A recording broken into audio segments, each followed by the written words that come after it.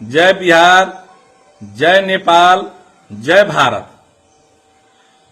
सभी बिहार की जनता, बिहार के सभी पार्टी के जनप्रतिनिधि, नेतागण, बिहार के सभी पुलिस अधिकारी और पुलिसकर्मी, प्रशासन लोगों से मैं अशोक यादव, मध्य प्रदेश का पूर्व विधायक एवं जसपा पार्टी के वर्तमान प्रदेश अध्यक्ष एक संदेश देना चाहता हूं। आप सभी को मालूम है कि नेपाल का भारत के साथ क्या संबंध है और मधेश में जनकपुर है, यहीं पर श्री राम जी का ससुराल है और मां जानकी का घर है। हम उसी मधेश के रहने वाले हैं और मधेशियों को नागरिकता से लेके तमाम तरह के जुर्म, मधेशियों को उपनिवेशी बनाने का जो चल खेल हो रहा था और मधेशियों को नागरिकता से लेकर हरेक हिसाब से जो दमन किया जा रहा था, उसके खिलाफ में मधेश में आंदोलन चला था। जग जाहिर है, मधेश जन विद्रोह में हम लोग लंबे समय आंदोलन का नेतृत्व करने वाले में एक अशोक यादव भी शामिल था। मुझे पुलिस प्रशासन ने भी बहुत जुल्म किया, बहुत टॉर्चर किया, लेकिन जनता के, मधेश के जनता के बदौलत हम बाहर रहे और फिर मधेश राज्य का गठन किया गया।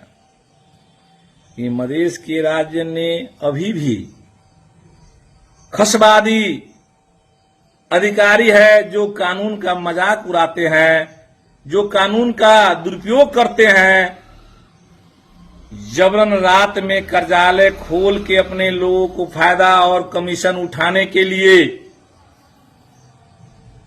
रात में कार्यालय खोलाता है। मैं एक जनप्रतिनिधि हूं, जसपा का पूर्व विधायक हूं। जब जनता ने मुझे कहा रात्रि में कार्यालय खुलता है, मुझे विश्वास नहीं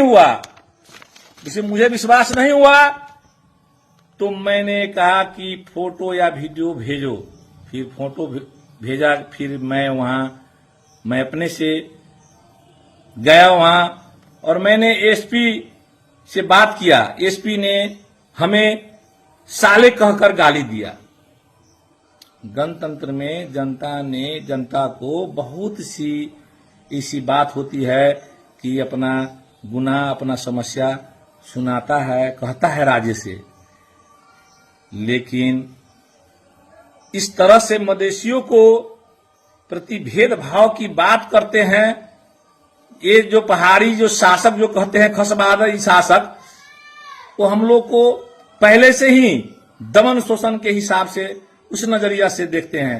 स्वाभाविक सी बात है, मेरे मुंह से भी अब शब्द निकला। मैं एक आंदोलनकारी हूं। जिस तरह से भारत आजाद हुआ और आजादी से पहले एक आंदोलनकारी का क्या भूमिका होता है, वो क्या करते हैं, हम मधेसी आज भी आंदोलन की लड़ाई लड़ रहे हैं। और आपको बता दें कि भारत में नेपाल के आंदोलनकारियों को शरण मिलता आ रहा है।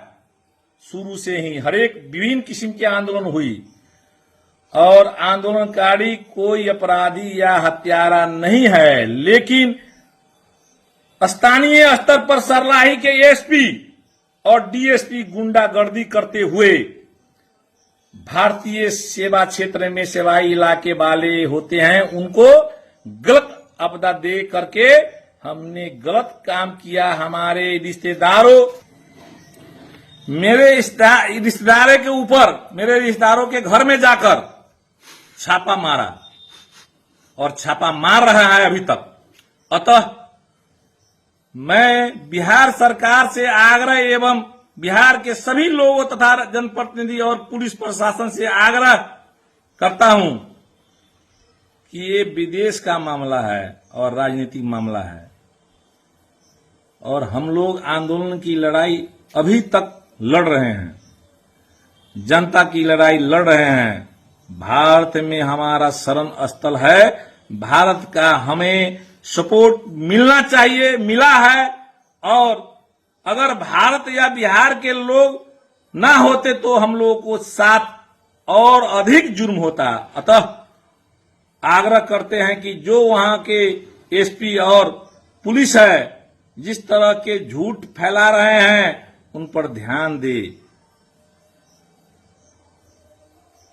न दे। अशोक यादव जनता की लड़ाई लड़ रहा हूं मैं। अशोक यादव भारत और नेपाल के अच्छे संबंधों की लड़ाई लड़ रहा हूं मैं। अशोक यादव भारत और नेपाल के निष्ठा की लड़ाई लड़ रहा हूं मैं। अशोक यादव श्री राम और मां जानकी जो धरोहर है उसके बचाने की लड़ाई लड़ रहा हूं मैं। अशोक यादव बिहार की जो बेटियां जो नेपाल में शादी होकर जाती है उनके और उनके बच्चों का नागरिकता नहीं बनता है, मैं उसकी लड़ाई लड़ रहा हूं।